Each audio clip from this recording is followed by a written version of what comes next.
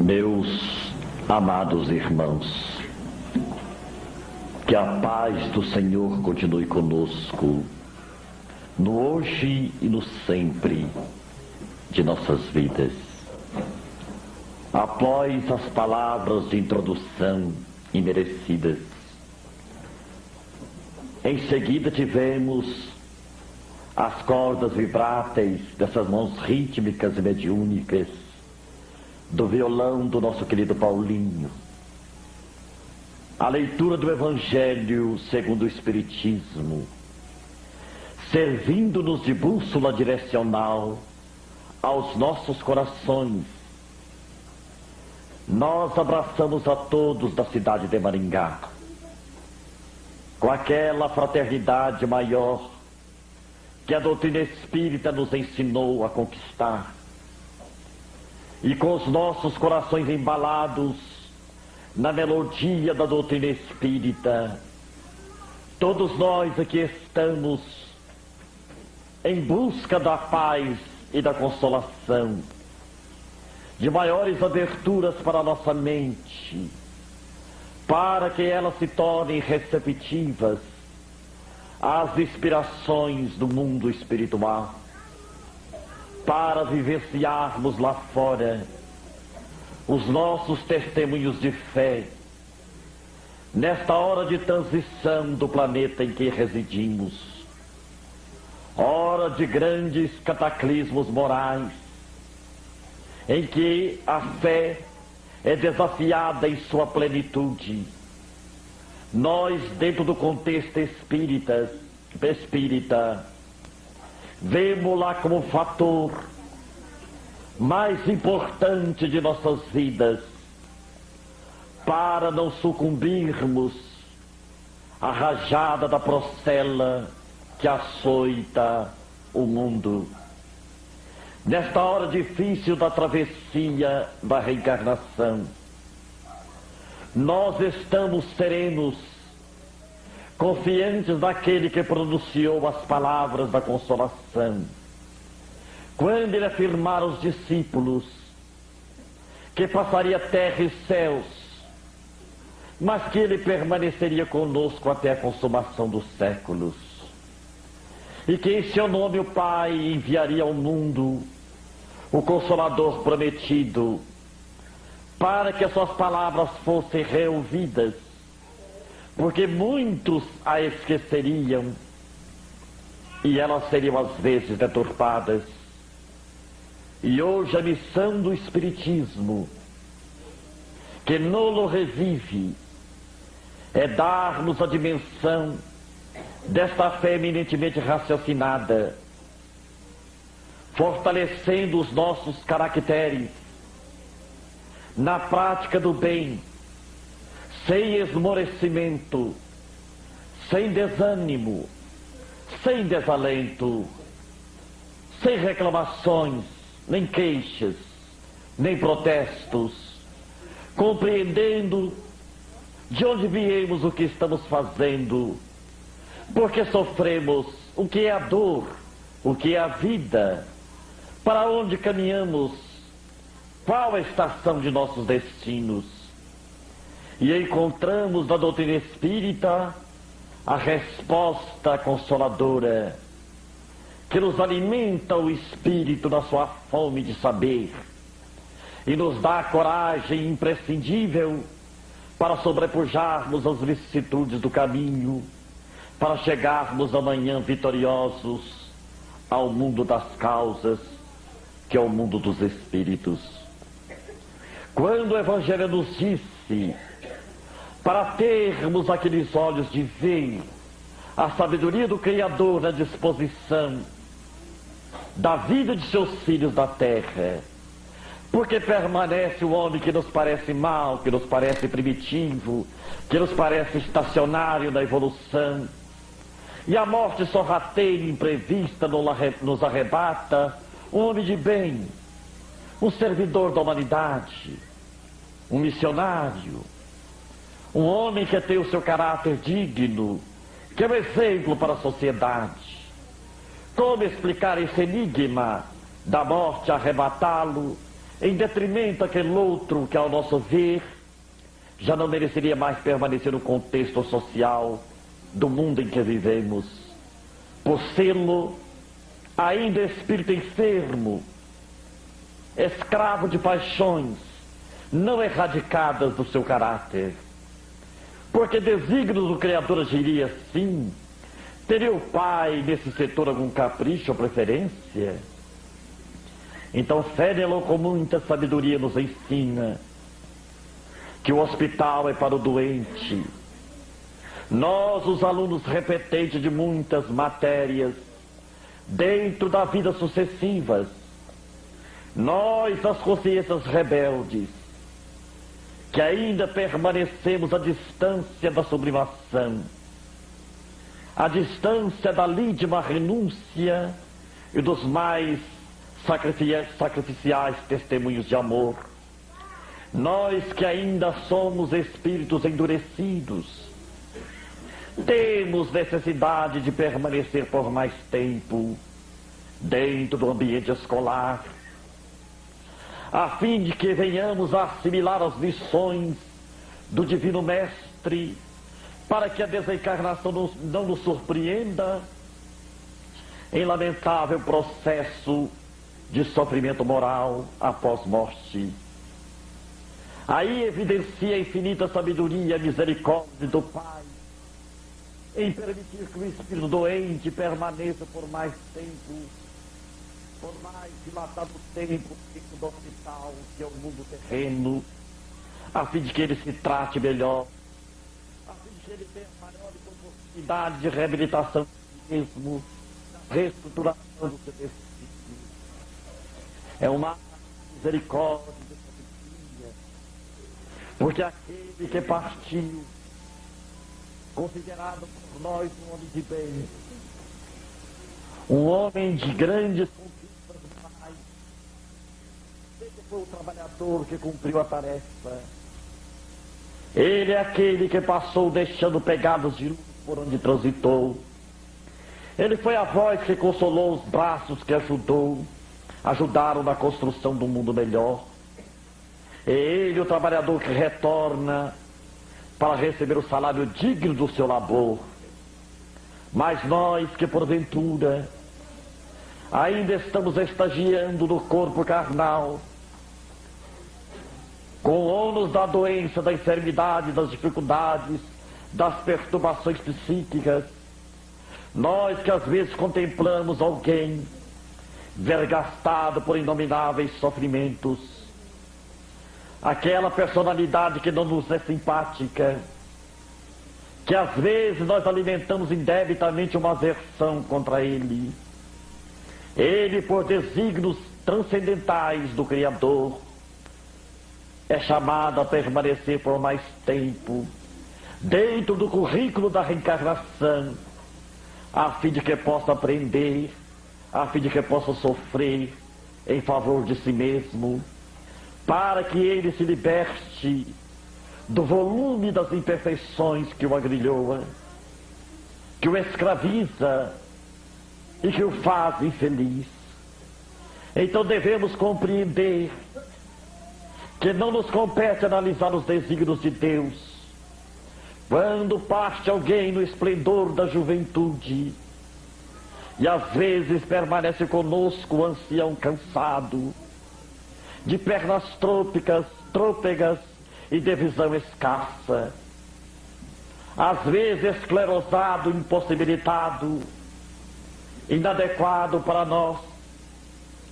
Às vezes o sofrimento materno, paterno, o amigo, o cidadão da sociedade exclama: por que razão Deus arrebata um jovem na primavera dos seus 20 anos, em detrimento a esse senéquito senhor que permanece dando trabalho à família, quando a sepultura já lhe reclama os ossos? Por que razão entender o Criador nesses aparentes mistérios de seus desejos? Mas nós não temos a visão do futuro. Nós não sabemos o que pode acontecer conosco amanhã.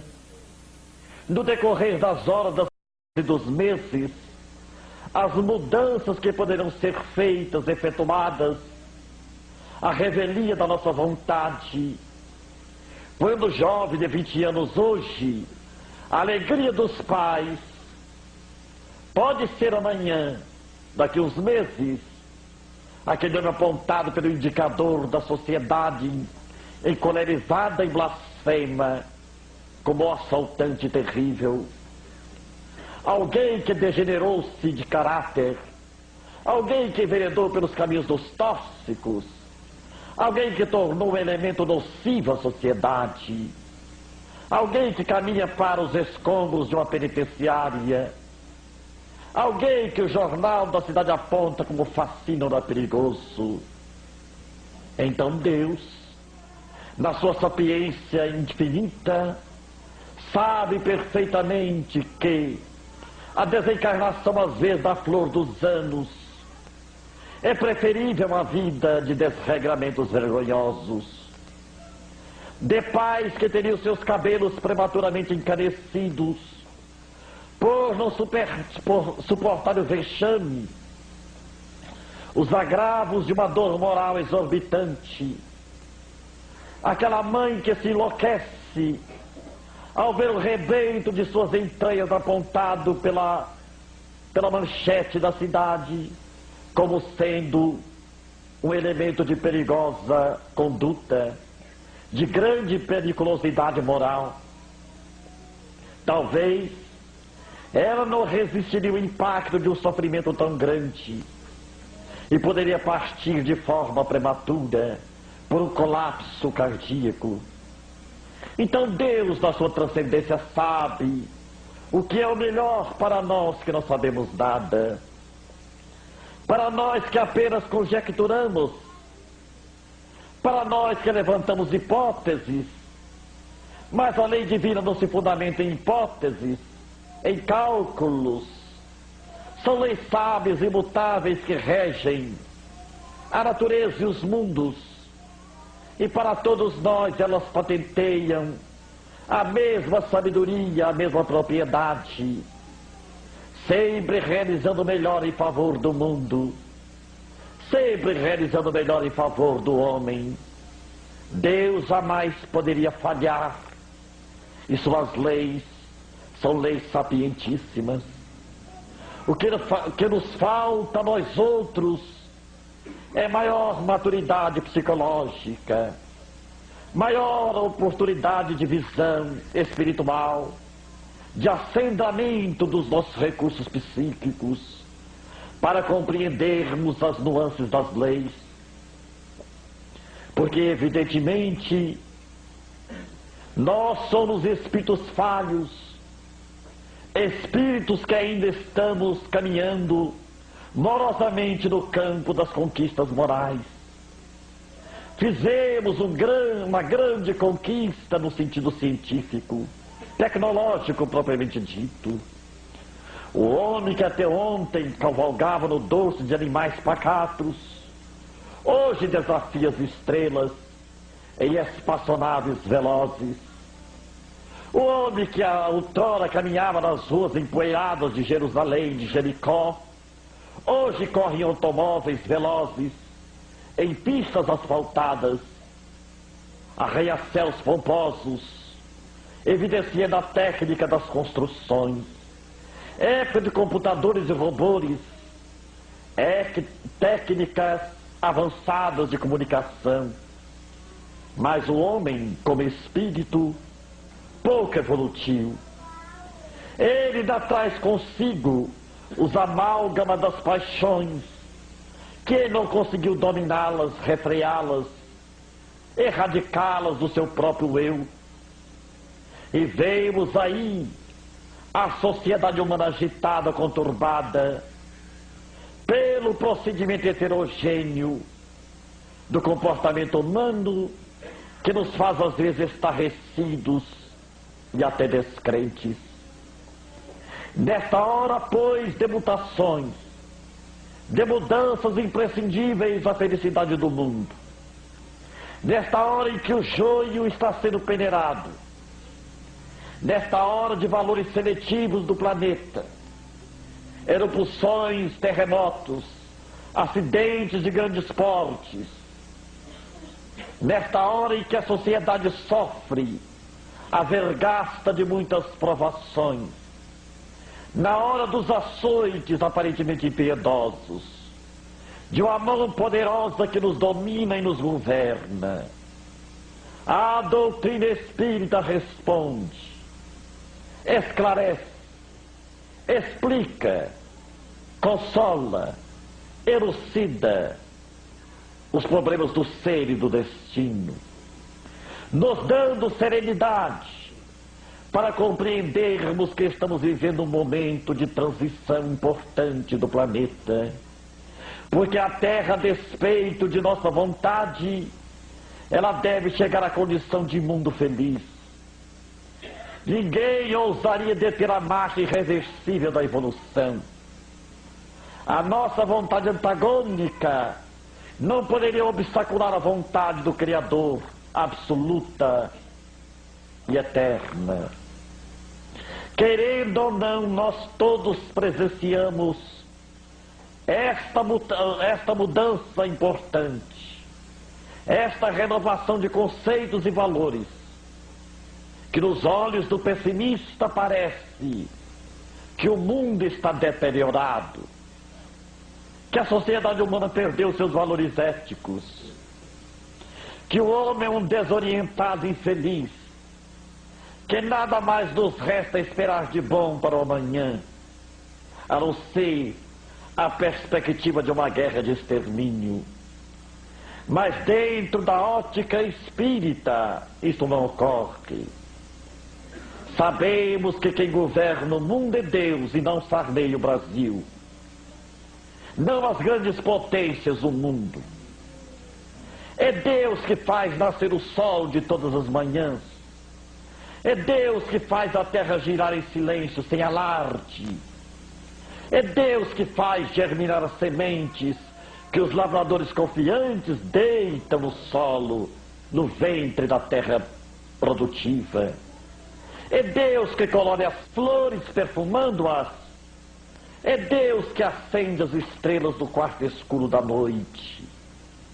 É Deus que faz a criança ser a alegria do ventre materno. É a esse poder que rege todo o cosmos infinitos. É esse mesmo poder que tem a Terra sob o seu governo. Então, a despeito das contradições humanas, da avalanche das paixões indomáveis dos homens, do egoísmo como sendo o câncer da humanidade, a lei se fará cumprir, o progresso será uma realidade incontestável, e a Terra do futuro será o planeta regenerado, e nós os convalescentes das enfermidades morais. Saibamos, pois, confiar servindo um tanto mais, confiar aprendendo um tanto mais, trabalhando um tanto mais, como cooperadores do Senhor, que ainda estamos distantes do merecimento do salário dos justos. Para nós o trabalho é imperativo de lei. Para nós a boa vontade é importantíssima. Como cooperadores de Deus, como afirma Leopoldo Cirne, o homem é um cooperador de Deus. E o Evangelho, nas entrelinhas de outros capítulos, nos considera os trabalhadores da última hora. Então, amados companheiros do ideal espírita, trabalhemos corajosos, desafiando as dificuldades do caminho, aceitando as provações inevitáveis, com aquele espírito de dignidade cristã, compreendendo que a dor, incompreendida dor, é a esteta de nossas almas, é ela que purifica o organismo da nossa própria alma, é ela o trampolim de luz a nos arremessar para além das estrelas. É ela a precursora da felicidade e do amor. É ela que prepara os caminhos dos corações e das almas, para que nos tornemos perfectíveis à felicidade para a qual somos destinados.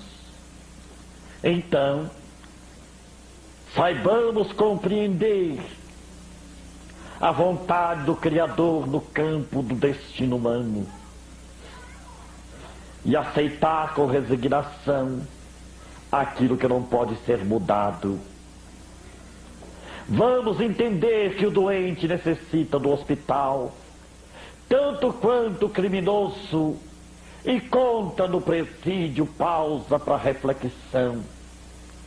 O doente encontra no leito de dor motivos de autoanálise, aquela pausa para pensar em profundidade a respeito da vida de Deus. Então, às vezes, aquele homem, aqueles caracteres, ao nosso ver, rebeldes e nocivos, eles deverão permanecer por um tempo mais dilatado sobre a terra, a fim de se prepararem melhor para o amanhã inevitável da vida. Desta vida que continua dentro da vida, porque a morte para nós é simples mudança, sem significar o término da própria vida.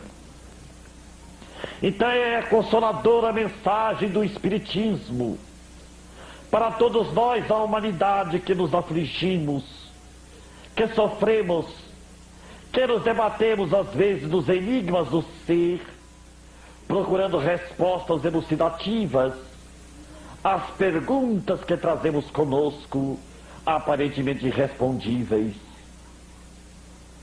Saibamos, pois, amados companheiros, dar o melhor de nós mesmos em favor da nossa família maior, que é a humanidade. Valorizemos os instantes breves do corpo, doando de nós o melhor possível, porque a nossa transição terrena é rápida diante do infinito. Vocês hão de recordar que o nosso amado Chico Xavier pôde dizer nos canais da TV Bandeirante de São Paulo, numa entrevista concedida a César Vanucci, que os seus 60 anos de mediunidade para Jesus não passou de 6 minutos de serviço. Se 60 anos de sacrifícios, se 60 anos de renúncia, de sublimada vida em favor da humanidade, teve a brevíssima duração de 6 minutos, nós, por nossa vez, estamos em estado de feto. Somos ainda embriões. Então nós não podemos alegar impossibilidade de trabalhar, de servir, por esta ou aquelas circunstâncias físicas, por aquela incompreensão de ordem moral, porque não fomos compreendidos dentro do lar, porque não fomos compreendidos dentro da casa espírita, porque alguém nos falou aquelas palavras que não desejaríamos ouvir jamais. Vamos compreender com Caiba Schutel que o melindre é filho do orgulho.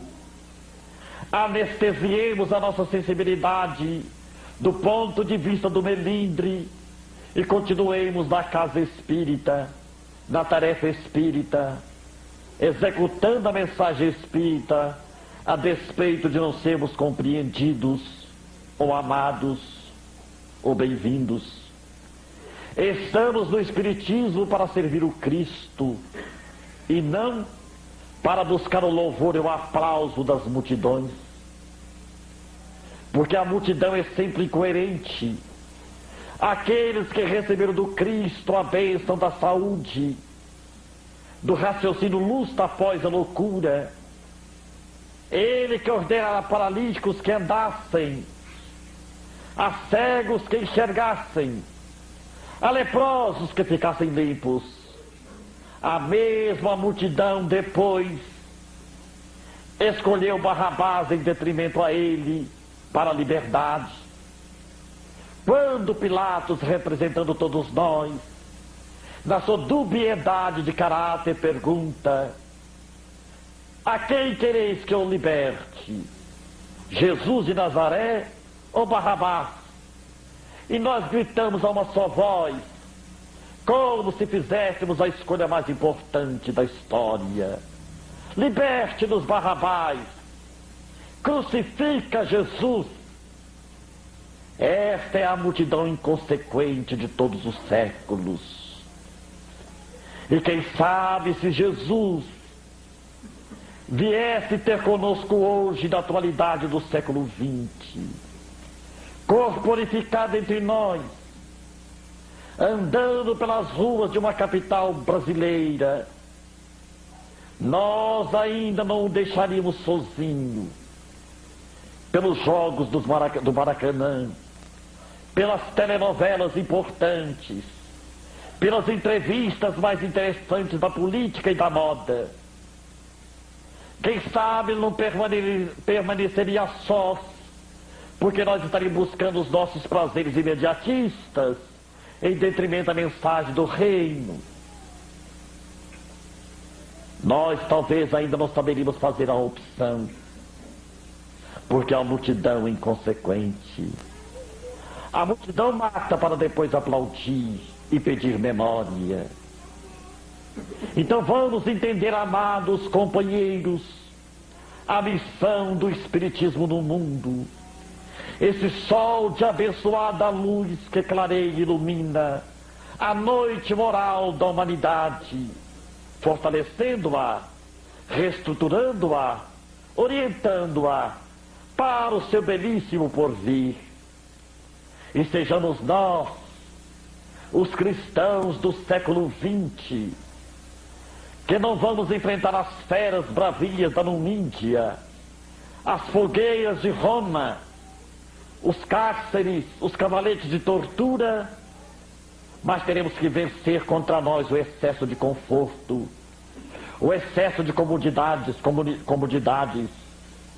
Temos de vencer o desânimo, temos de vencer o medo de ser bom, o medo de ser fiel à verdade, o medo de dar o nosso testemunho, o medo de sofrer por Jesus. Então o momento não comporta divagações filosóficas. O momento é de definição. O momento é de muita coragem, de muito estoicismo. Permaneçamos, pois, como instrumentos imperfeitos que somos, porém de boa vontade de servir, sob o comando do Divino Amigo. E Ele saberá como nos utilizar. Ele saberá o que fazer de nós para o concurso de trabalho de um mundo melhor que está surgindo dos escombros do mundo velho. É uma nova era que se aproxima do planeta. E olhemos esse porvir pela janela do presente e suportemos a sobrecarga das aflições. Porque ainda que tudo sofrêssemos, ainda que tudo padecêssemos, ainda que fôssemos escarnecidos em praça pública, levados à barra de tribunais venais, a fim de ouvirmos o libelo de uma sentença incoerente e improcedente, isto nada representaria para nós do que tantas alegrias de estar com Ele nos momentos da grande transformação. Mas cuidado para não dormirmos novamente, para que não cairmos no sono, na letargia moral, na invigilância, porque a humanidade nas horas solenes da vida, ela é sonolenta no que tange a sua realidade moral.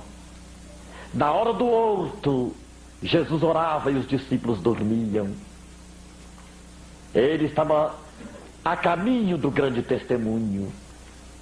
Que neste momento, quando olhamos o panorama da história, milhares de missionários que por aqui passaram, dando tudo de si em favor do progresso da humanidade nas áreas da ciência, das artes, da filosofia e da religião. Quando nós estudamos que Allan Kardec desencarnou, vitimado de um aneurisma por excesso de serviço.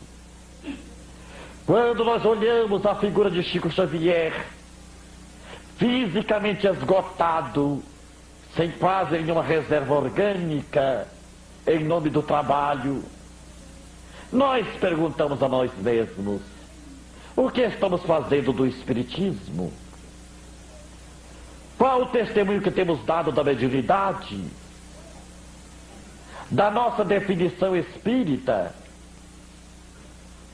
Então não nos é lícito reclamar, protestar, bradar aos céus irados, achando que Deus tenha faltado talvez com a complacência para um capricho das nossas ilusões. Vamos considerar o momento oportuno da reencarnação, porque o melhor momento de nossas vidas não foram os momentos do passado, nem serão os do futuro. É o momento do agora. É o momento do momento que passa. É o hoje. Porque o hoje vai definir o amanhã, tanto quanto o agora definiu antes. Hoje somos o que fomos. Não importa o que fomos.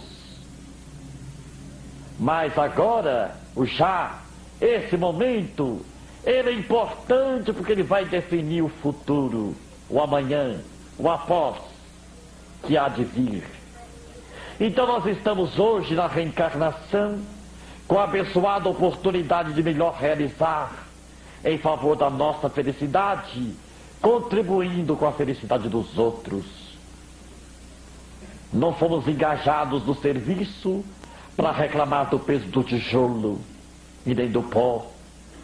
Estamos cooperando como serventuários do engenheiro divino que está construindo o edifício moral da humanidade e pede o nosso tijolo de boa vontade, o nosso sorriso, o nosso suor, a nossa bátega de suor, as nossas mãos sofridas e calejadas, para que ele possa argamassar esse edifício nobre do futuro. Então, para nós, a tempestade se transmuda em melodia, a noite está grávida de luz, e a dor é cântico sublime. Nesta hora do cálice, nesta hora do testemunho, nós somos chamados a perdoar mais, a compreender mais, a suportar mais, a sorrir mais, a nos desprendermos mais dos excessos de conforto que às vezes nós a eles nos entregamos. Quem é que não tem o espinho a ferir e a epiderme da alma? Quais são os olhos que ainda não chorou? Qual é o corpo que ainda não foi visitado pelas anomalias de uma enfermidade ligeira ou pertinaz? Qual é a alma que ainda não sentiu o golpe, o açoite da injúria, da calúnia? Quem é que não traz uma insatisfação interna? Quem poderia dizer, eu sou perfeitamente feliz, se a Terra se caracteriza como sendo o planeta de provas e de expiações? Subentende que quem não está na expiação está na provação. E todo aquele ser que deve ser provado, porque não é um ser perfeito, porque o ser perfeito não precisa passar por testes. E nós somos os espíritos em testes da evolução. O marido difícil, o filho problema, o parente antipático, a doença que desafia a medicina, a solidão, o obscurantismo social. Quem de nós não carrega um pequeno fardo de angústia?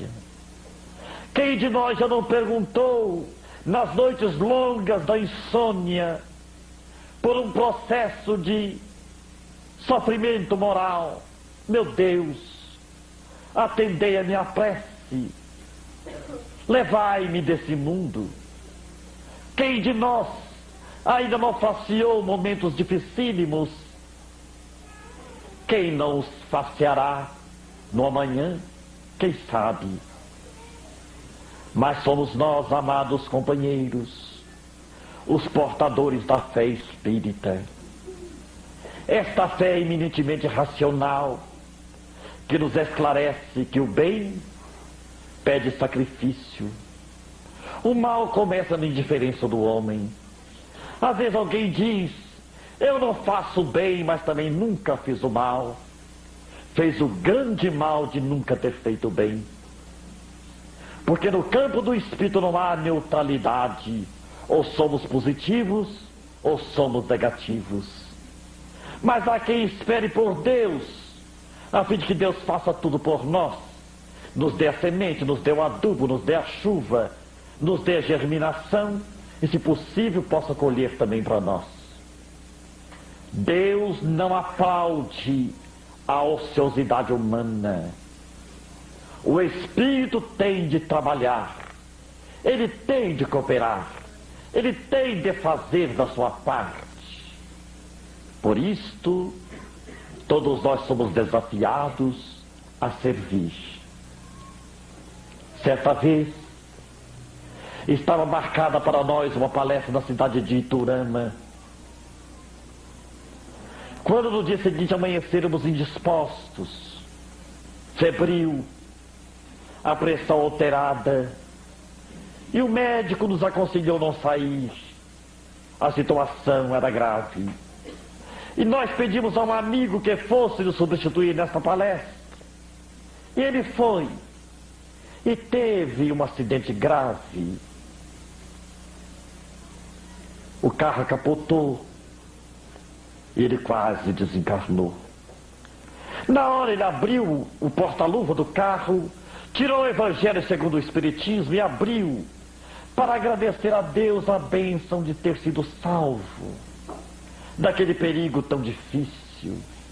O Evangelho é aberto na leitura de hoje. Se fosse um homem de bem, teria morrido. E ele nos telefonou da primeira oportunidade: Jerônimo, nem para desencarnar eu estou prestando. Eu não sei qual acidente foi o maior, ou do carro ou o impacto que eu tive quando o Evangelho me mostrou que eu não era um homem de bem, porque se eu fosse eu teria morrido. Então o que eu devo fazer? Trabalhar. E quando se fala em trabalhar, meus irmãos, e servir, a alma estremece. Nós nos lembramos de Batuíra, o inovidável, inesquecível Batuíra, que um dia tratou de um obsediado, um jovem obsediado, passos magnéticos, água fluidificada, preleções evangélicas, e o rapaz recuperou-se da obsessão e foi agradecer a Batuíra a dádiva da cabeça equilibrada. E Batuíra intuitivamente disse ao jovem: então vamos orar. Você vai repetir as minhas palavras. Senhor Jesus, o ex-doente, Senhor Jesus, eu vos agradeço a bênção do meu reequilíbrio.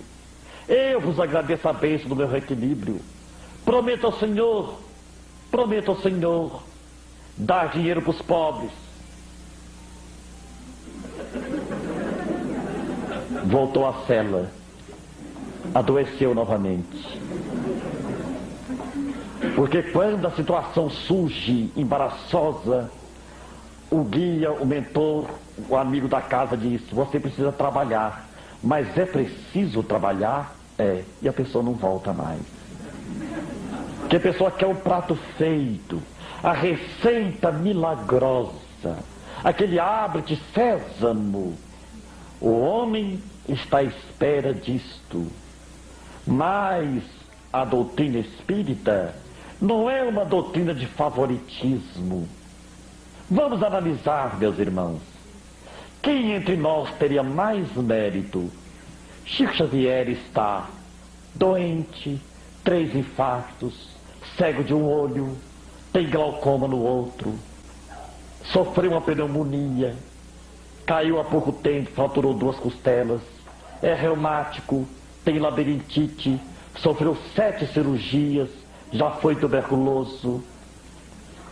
Por que Bezerra de Menezes, Emmanuel e outros beneméritos da espiritualidade nunca rasgou seu corpo, fazendo nele uma cirurgia de milagre? Ele que fala, conversa, dialoga, convive com a mais elevada espiritualidade, está lá se arrastando. Porque a lei não admite privilégios. Nem o Cristo os teve. Jesus não caminhou numa vereda de flores. 3, 4 estações: a manjedoura, o horto, o sinédrio e o Calvário. Jesus não transitou com facilidades. Ele mesmo afirmara: eu não tenho uma pedra onde reclinar a cabeça. Se hoje nós temos uma cama macia, um travesseiro macio, nós possuímos mais do que o Senhor da vida, que não os teve. E a morte desonrosa, humilhante, que era dada a criminosos e ladrões,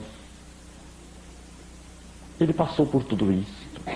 Abandonado, traído, injuriado, escarnecido, vilipendiado, ele permaneceu sereno, amando, perdoando e servindo um tanto mais.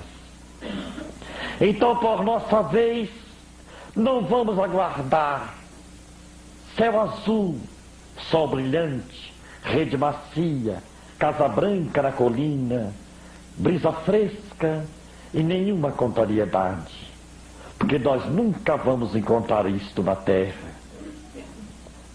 Vamos caminhar no ultimato das dores, dos açoites, das tempestades, mas temos de caminhar, temos de servir um tanto mais. Lembramos de Chico, quando nós dissemos a ele, e naquela noite a nossa voz era outra, porque o nosso cardiologista havia nos intimidado: seu coração está por um fio. Para vocês terem ideia, nós usamos às vezes 20 Zordis por dia. Quando chegamos a Uberaba, o Chico nos perguntou: como vai, meu filho? Eu: bem, Chico. Como vai, meu filho? Mais ou menos, Chico. E por que foi com você? Chico, médico, eu estou viajando com meu atestado de óbito. Meu coração está por um fio. Ele sorriu e disse assim: ah, benditos fios. Existe fio de nylon, fio de aço. Porque o Emmanuel está nos dizendo que o trabalho no bem engrossa o fio. Por isso que às vezes o cidadão já era para partir, mas está com um fio grosso ainda. Parece teimosos, mas é o bem. É o trabalho no bem que nos sustenta o fio. Então, para despedir, eu disse: Chico, muita paz. Ele falou: corta o Z. Muita paz. Quer dizer, mais serviço. Então, que alegria para nós, dentro do ambiente espírita, a bênção desta fé que nos encoraja, esta fé que nos anima, esta fé que nos impele para frente, que nos dá a alegria de viver e o privilégio de servir. Esta fé que nos libertou do medo da morte e mostra que morte é vida. E eu me lembro de uma trova do Cornélio Pires que diz assim: no túmulo de João de Souza, li a seguinte inscrição: no túmulo de João de Souza, aqui finalmente descansa quem nunca fez outra coisa.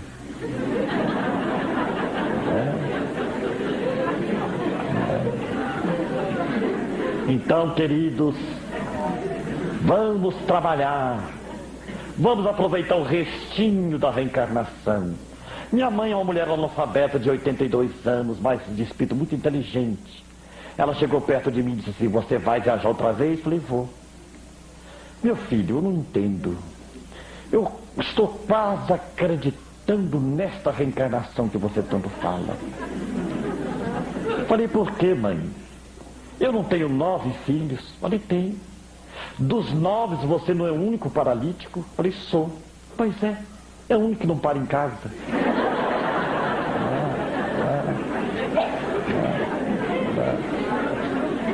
Falei: mãe, mas eu não posso ser paralítico da alma.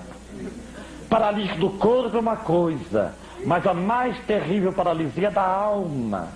É a alma que se sente inútil dentro da vida, impossibilitada de sorrir, de cantar, de amar, de falar o nome de Deus, de abençoar a cada coração. Então eu não posso me deter nas limitações do corpo, porque o corpo é uma veste que se desgasta.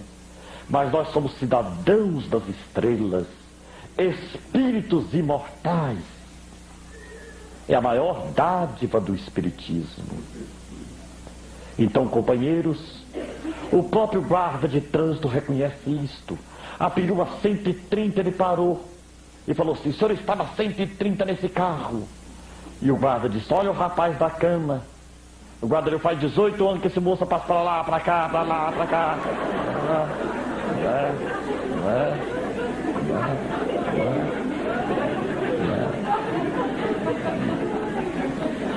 Então nós viemos felizes a Maringá para trazer esse abraço espírita, esta fraternidade espírita, esta mensagem espírita de mais trabalho, de mais amor, de mais alegria no viver, porque o espírita tem que ter alegria de viver, porque Jair Presente diz: espírita de cara feia da zebra.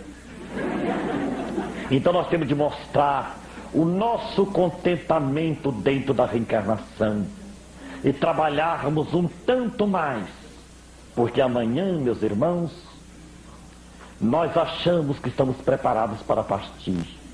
Mas eu vou contar um fato rápido para vocês. Numa madrugada, os espíritos chegaram para me fazer uma visita.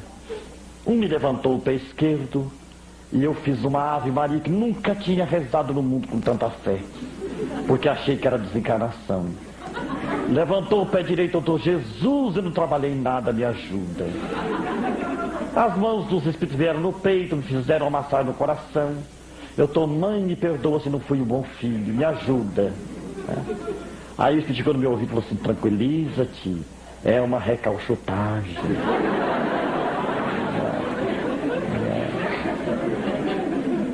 Então, gente, a gente tem que trabalhar muito. Porque se 60 anos de Chico foi 6 minutos, como nós estamos? Então vamos trabalhar. Porque, como afirmou o médium de Pedro Leopoldo: meu filho, quem não trabalha dá trabalho. Então vamos trabalhar.